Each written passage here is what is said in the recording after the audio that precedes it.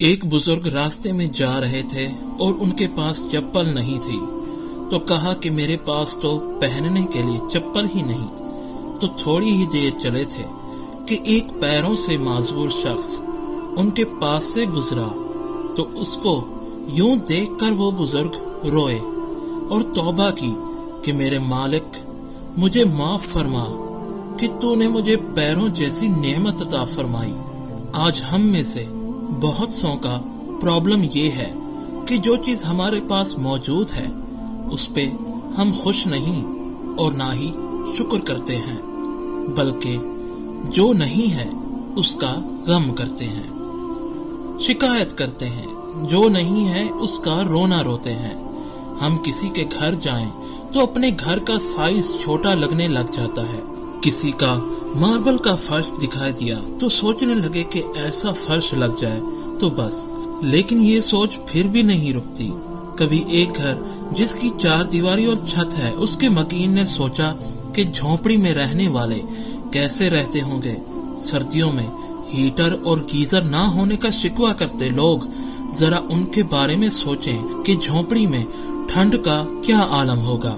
جھونپڑی جس کپڑے سے بنی ہے وہ کپڑا کس حد تک سردی کو روکتا ہوگا کہ جتنی مضبوط آپ کی دیوار جو پکی اینٹوں اور اس پر سیمنٹ کا پلستر چڑھا ہوا ہوتا ہے وہ اس سردی کو روکنے کی صلاحیت رکھتی ہے۔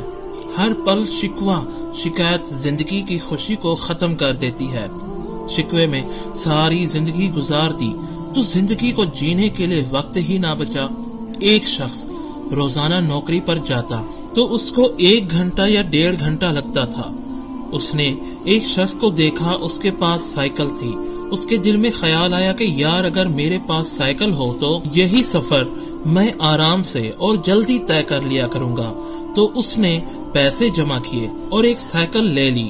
اس وقت تک سائیکل اس کے لیے بہت بڑی نعمت تھی اور کافی خوش بھی تھا کہ اب کام بہترین ہو گیا، اب سفر آرام دہ بھی تھا اور جلدی بھی وہ اپنے دفتر پہنچ جاتا۔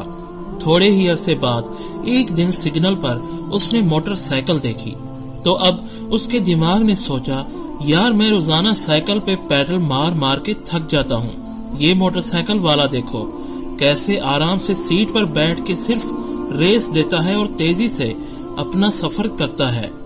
تو اب اس نے موٹر سائیکل لینے کے لیے پیسے جوڑے اور کچھ دوستوں سے قرضہ بھی لیا۔ تو مختصر کہ اس نے موٹر سائیکل لے لی۔ اب بہت خوش ہو کے دفتر جاتا، صرف ریس دیتا اور تیزی سے کچھ ہی منٹوں میں دفتر پہنچ جاتا۔ لیکن اس کے کچھ وقت بعد وہیں سگنل پر رکا تو ایک کار کو دیکھا۔ اب دل نے چاہا کار لوں، اس موٹر سائیکل پر میں ٹیک لگا نہیں سکتا، اور وہ کار والا کیسے ٹیک لگا کے سیٹ پر بیٹھا ہوا ہے اور دھوپ سے بھی محفوظ۔ تو پھر سے اس نے پیسے جمع کیے اور قرضہ بھی لیا اور جیسے تیسے ایک کار لے لی۔ لیکن پھر اس نے ایک بڑی کار کو دیکھا تو اس کو پھر سے خواہش کہ لے لوں، لیکن اب نہ قرضے اور نہ ہی جمع پیسے بچے تھے، الٹا قرضداروں نے گریبان پکڑنا شروع کر دیا۔ پھر اس شخص نے سوچا کہ یار یہ سب صرف میری لالچ نے مجھے یہ دن دکھایا، اچھا تھا کہ سائیکل پر تھا۔